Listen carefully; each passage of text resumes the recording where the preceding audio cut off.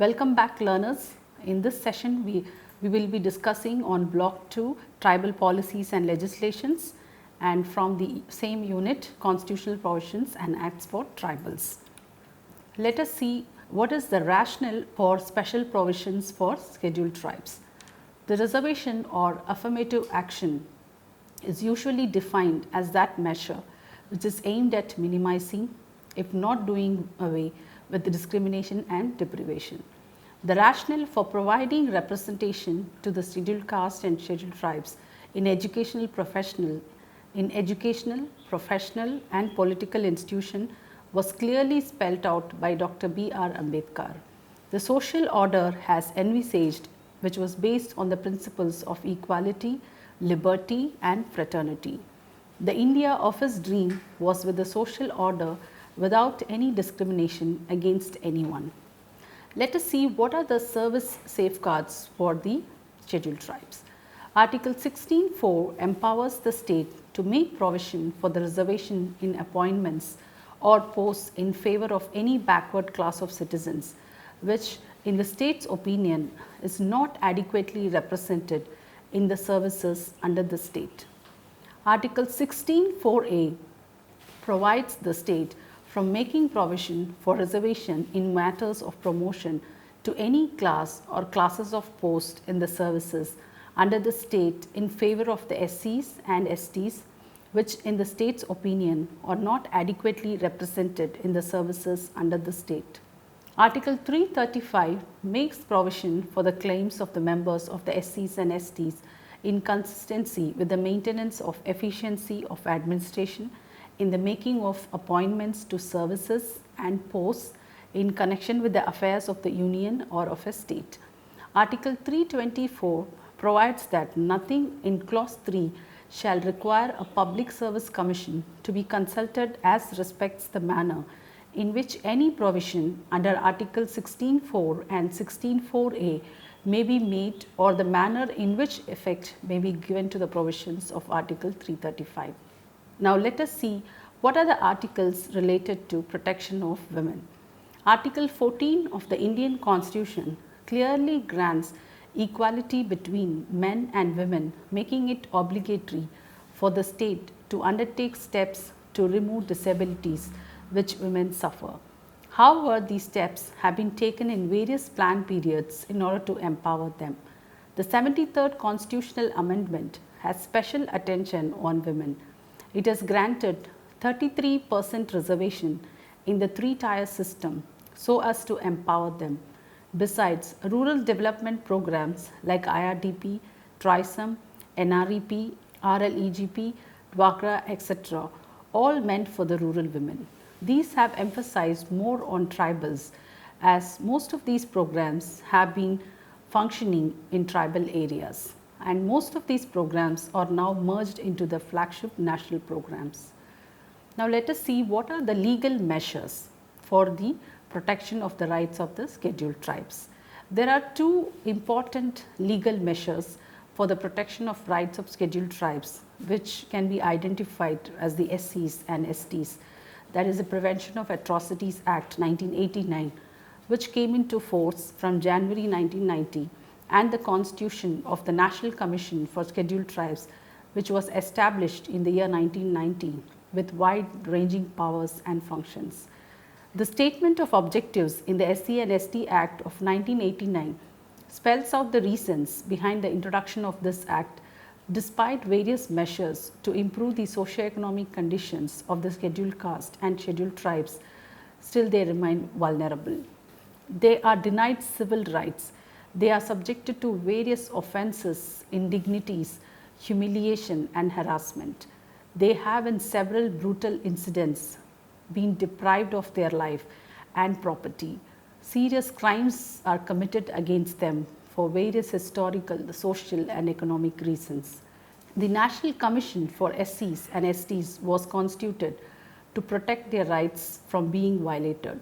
In the year 2003, the National Commission for SCs and STs was split, and the National Commission for SCs and the National Commission for STs were created precisely to give specific orientation and emphasis to the issues of the SCs and STs. The legal measures are in conformity with safeguarding the interests of weaker sections. Now let us see what are the human rights dimension in Indian Constitution. Human rights refer to the basic rights and freedom to which all humans are entitled. Examples of right and freedom which have come to be commonly thought of as human rights include civil and political rights such as the right to life and liberty, freedom of expression and equality before the law, and economic, social and cultural rights including the right to participate in culture and the right to food, the right to work and the right to education. Article 1 of the United Nations Universal Declaration of Human Rights also states all human beings are born free and equal in dignity and rights. They are endowed with reason and conscience and should act towards one another in a spirit of brotherhood. The Indian Constitution has also made such provisions in its constitutional articles, fundamental rights and directive principles of state policy. The government also intends to protect these rights through various acts. In the state level, the governor has been given the role of protecting people's constitutional as well as human rights. Right to Information Act was also passed in 2005, and before this the Scheduled Tribes Prevention of Atrocities Act 1989 was passed. So all these are meant to protect the human rights of people, including those of the scheduled tribes. Now let us look at what is the rationale of the acts for scheduled tribes. The overall goal of the Constitution of India is to promote equality, justice and dignity for every citizen. It aims to protect and safeguard the interest of scheduled tribes. And it is this end that legislation have been enacted in all those states that have been inhabited by the tribals. Such acts have been already there are in some parts of India since the time of the British regime. In the post-colonial India, however, legislations have been enacted to ensure rights, dignity and justice to tribals. Their preservation, protection and promotion are also facilitated by special administration of the tribal areas referred to the 5th and 6th scheduled areas. The Constitution Act 1951 gave the state the directives nothing shall prevent the state from making any special provision for the advancement of any socially and educationally backward classes of citizens or for the scheduled caste and scheduled tribes. The Scheduled Caste and Scheduled Tribes Prevention of Atrocities Act 1989, which came into effect from January 1990, is one of the landmark in evolving a mechanism to ensure the protection of STs and SCs. This act clearly and categorically spells out the measures for preventing atrocities, setting up special courts for speedy trial and stringent punishments for those violating the rights of weaker sections. The Constitution provided the appointment of a special officer under Article 338(1) of the Constitution to investigate all matters relating to the safeguards provided for SCs and STs and report to the President about the working of such safeguards. The office of the special officer, subsequently designated as a commissioner for SCs and STs, came into being on 18 November 1950. By 1965, its 17 regional field offices had been set up in different states to oversee the functioning of the various safeguards. This single member office was done away with and a multi-member commission was constituted. The first commission was set up in August 1978 with Sri Bola Paswan Shastri as chairman and 4 members were there. The Constitution Act 1990 was notified on 8 June 1990. The first commission under the 65th Constitutional Amendment was formed on 12 March 1992 with Sri Ramdan as chairman, replacing the commissioner for SCs and STs, and the commission was set up under the resolution of 1987. From that time onwards, 4 commissions functioned. Now let us see what are the Scheduled Caste and Scheduled Tribes Act 1989. The Scheduled Caste and the Scheduled Tribes Prevention of Atrocities Act was promulgated mainly to prevent the offences of atrocities against the members of the SCs and STs, to provide for special courts for the trial of such offences and for the relief and rehabilitation of the victims of such offences. The important aspect of this act is that the punishment for committing atrocities on STs and SCs is applicable to anyone who is not a member of SC or ST. Some of the areas of atrocities on STs and SCs demanding a stringent punishment are dehumanizing treatment or humiliation, false accusation, false information, forced dispossession, physical torture, deprivation of rights, destruction of property, forced labor, legal and administrative negligence. So, let us discuss all these in detail. Firstly, we will see related to dehumanizing treatment or what kind of humiliation happens to a SC or ST. For example, forcing a member of scheduled caste or scheduled tribe to drink or eat any inedible or obnoxious substance. Acts with intent to cause injury, insult or annoyance to any member of SC or ST by dumping excreta, waste matter, carcasses or any other obnoxious substance in his premises or neighborhood. Forcibly removing clothes from the person of a member of SC or ST or parading him naked or with painted face or body or committing any similar act which is derogatory to human dignity. Nextly, false accusation, instituting false, malicious or vexatious suit or criminal or other legal proceedings against a member of SC or ST. Giving or fabricating false evidence intending thereby to cause any member of SC or ST to be convicted to an offence which is capital by the law. Giving or fabricating false evidence intending thereby to cause any member of SC or ST to be convicted of an offence which is not capital but punishable with imprisonment for a term of 7 years or upwards. Then moving on to the false information, giving any false or frivolous information to any public servant and thereby causing such public servant to use his lawful power to the injury or annoyance of a member of SC or ST.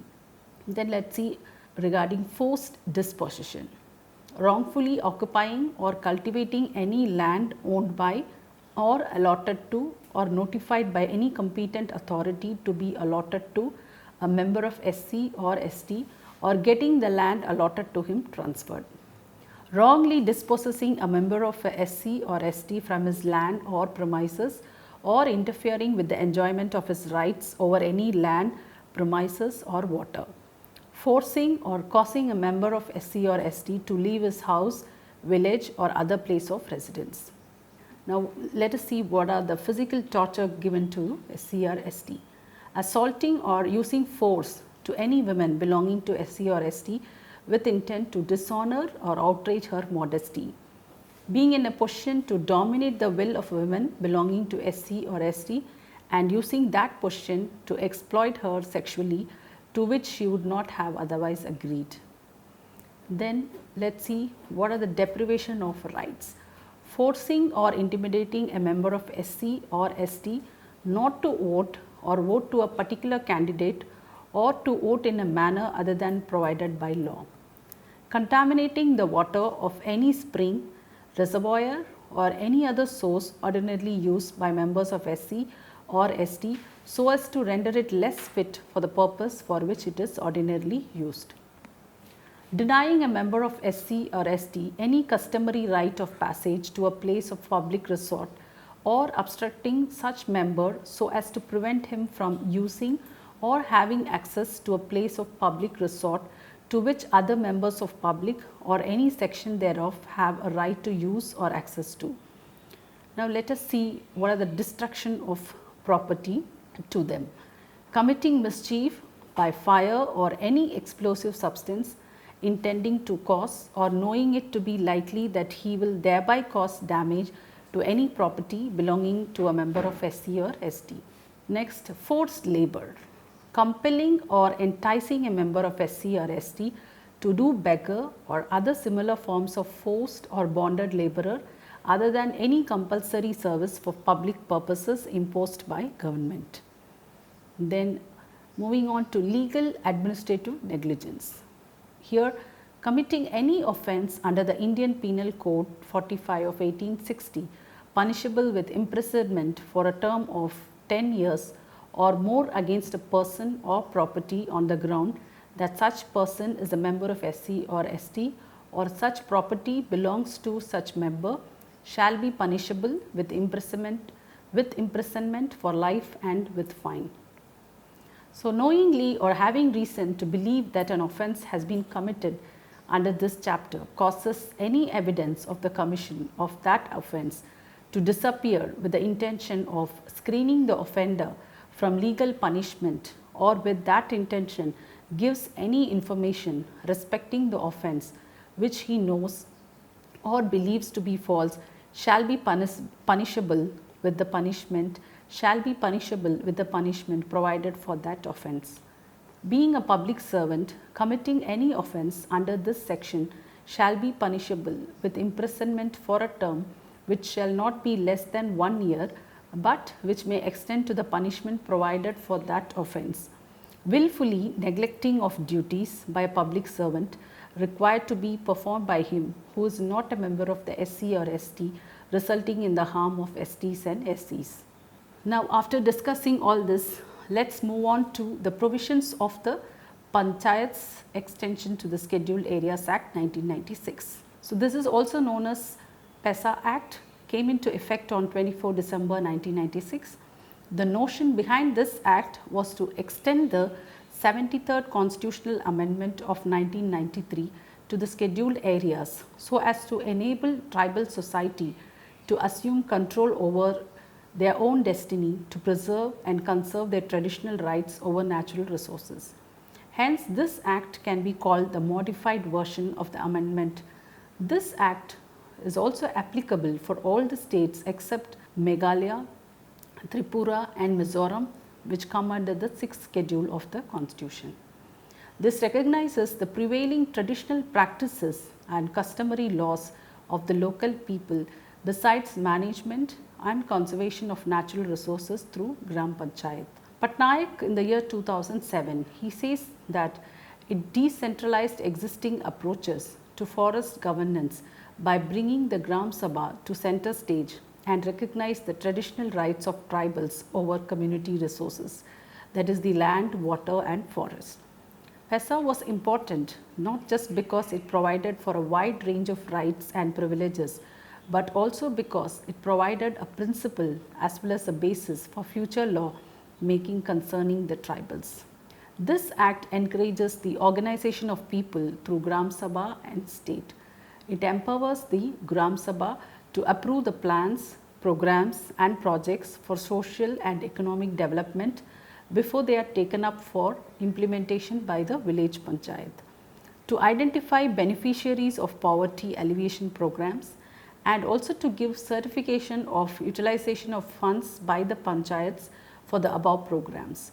These powers make the Gram Sabha a powerful body in implementation of projects for social and economic development of tribal communities. It also recommends consultation of the concerned authority in the matter of land alienation and land transfer, as is the authority with the recommendatory power. The Act also stipulates the states to endow panchayats with such powers and authority so as to work within the institutions of self-governance. This also paves the way for the state level Panchayat Raj Act. The rationale of this exercise to convert the tribal villages into small units of self-rule. The new act, with all its limitations, seems to be the last chance of democratizing governance and decentralizing power in an effort to encourage the notion of development amenable to local social and cultural sensitivities. The idea for self-rule by tribes has an inherent philosophy that subjects themselves as subjects can achieve their own development and not as objects has been the case all along. A review of the constitutional provisions gives an insight into the framework for tribal welfare, protection and development. Of these, the provisions in Article 244 and 244A under Part 10 of the Constitution have some implications for the expression of self-rule among tribes. The fifth schedule, Article 244(1), has provisions for the administration and control of scheduled areas and scheduled tribes. The sixth schedule, Article 244(2) and 275(1), has provisions for the administration of tribal areas in the states of Assam, Meghalaya, Tripura and Mizoram. Tribal self-rule today can be best described in the PESA Act 1996. Sharma, in the year 1997, he explains how the tide has turned in favor of the people since the Gram Sabha has been made supreme and the state supremacy has been challenged. But the success of the new act, it will be gauged only if it addresses issues of indebtedness, land alienation, poverty, alcoholism, illiteracy, housing, deforestation, industrialization, unemployment, migration, lack of openness and exploitation. Now moving on to the prospects of PESA Act 1996. It opens up range of prospects for safeguarding and promoting the interest of tribes. Some of the major prospects, let us see what are the prospects. The Act has constitutional mandate and a binding law to put a legal and moral pressure on the government and its machinery to implement it.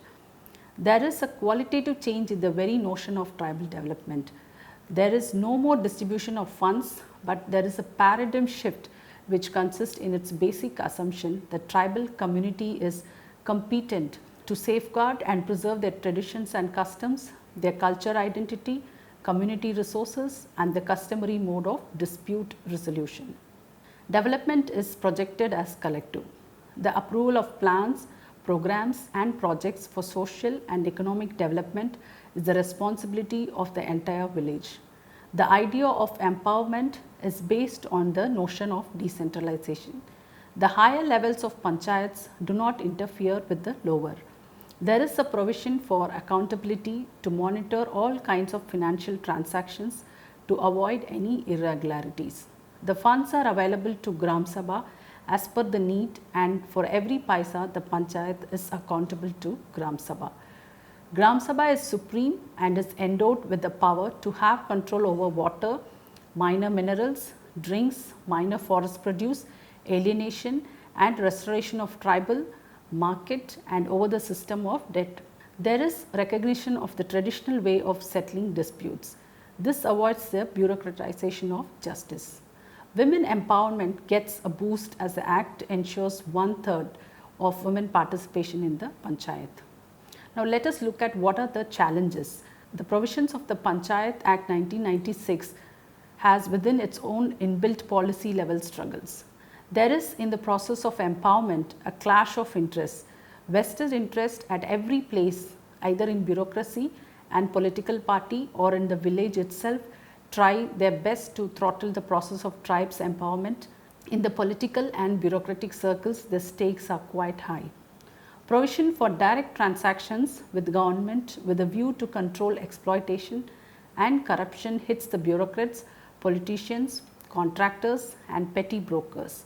Hence, non-cooperation from them is not quite unexpected. The experience of Bihar is an eye-opener in this regard. According to a report by Mishra in the year 2002, within 6 months of its existence, after a gap of 23 years, Bihar Panchayat Raj came under attack from bureaucrats and politicians. At Bihata, the BDO allegedly gunned down a Mukhiya. Near Shekhpura, the election of candidates not backed up by a senior Congress leader led to the killing of 9 political workers, including a Mukhiya and a Jilla Parishad member. In Jahanabad, a Pramukh and the BDO were not in talking terms. Nearly in all Panchayat Raj bodies, the elected bodies were at loggerheads with bureaucrats or MLAs and MPs. After the Panchayat Raj elections that year, there were at least 300 killings related to conflicts in such bodies. There were bypolls for over 1,700 Panchayat seats in Bihar, including 104 that of Mukhiyas, mainly due to the killings of the functionaries elected in the Panchayat polls. An analysis of these reporting shows that these are conflicts of interest. A battle between entrenched vested interest and new social forces seem to be emerging at the grassroots. Bureaucrats assumably are uncomfortable about the powers of the panchayat. There is also lack of awareness and understanding among elected functionaries and officials. Antisocial elements are getting elected and politicians are using them. The officials do not want to lose their unquestioned power, and the elected functionaries overreact to their newly acquired status. The polarization and segmentation of village population on the basis of caste, religion and ethnicity defeats the purpose of the people's democracy. The politics of majority minority and antagonism among various parties will be a hindrance to the development of the village. In the entire country, in general, caste, religious and ethnic tensions are on the rise. The prospects of poll violence, intimidation, booth capturing and bloodbath in some of the sensitive areas cannot be ruled out. The panchayat elections in Bihar after 23 years had the same experience. According to Khan, in the year 2002, the Bihar panchayat elections for 8,452 panchayats held in 6 stages left 100 dead and many injured. At least 588 people with criminal background were elected. Out of 1,30,563 Mukhya posts, criminals occupied more than 500. Police had arrested 40,000 criminals to control violence. The government had appointed 50,000 police and 57,000 home guards. When police refused to go on duty for fear of violence, the government ensured each for 10 lakhs. Within the new Panchayat Act, most villagers, especially tribals, hope that their dreams of a dignified life will be fulfilled. Now let us look at what are the forest dwelling scheduled tribes and recognition of forest rights. The Forest Dwelling Scheduled Tribes and Other Traditional Forest Dwellers Act 2006 is the revised version of the Scheduled Tribes Bill 2005. It emphasized the forest rights of both the tribals and the forest dwelling communities, as the earlier bill ignored the other forest dwelling communities. It extends to all the states except Jammu and Kashmir. It recognized the rights of the STs and forest dwelling communities on forest land that include the protected forest, reserved forest, wildlife sanctuary and national parks. It also recognizes the people whose forest rights can be recorded. It mandates that the forest dwelling communities and other traditional forest dwellers have rights over forest occupied before December 13, 2005. Now let us see how do the tribals view the act. India has a forest cover of only about 13% of the land mass. Majority of the tribals in the country inhabit the forest and they are living from the forest resources. This act overemphasizes on the positivistic jurisprudence while acknowledging individual proprietary rights linked to forest management. Hence, the act from the beginning stresses on regularizing encroached lands in the forest. Allocation of 2.5 hectares of land to every FDST and TFDs is also opposed to the recognition of corporate and usurpatory rights. To sum up, in this unit, we have discussed the provisions and legislations ensured in the Constitution of India to safeguard the interests of scheduled tribes and to empower them for a life of equality, dignity and justice. Some of the most important acts promulgated for ensuring protection of tribals from atrocities, control over resources and their management, and local governance in scheduled areas and tribal areas. It gives us an insight into the plight of the tribals and a rationale for institutionalized safeguards and to protect them. The relevance of positive discrimination and other legislation in the context of scheduled tribes are also discussed in this unit. So learners, you would have carefully listened to the video and various acts, provisions, legislations related to SCs and STs. Hope to meet you next week. Thank you.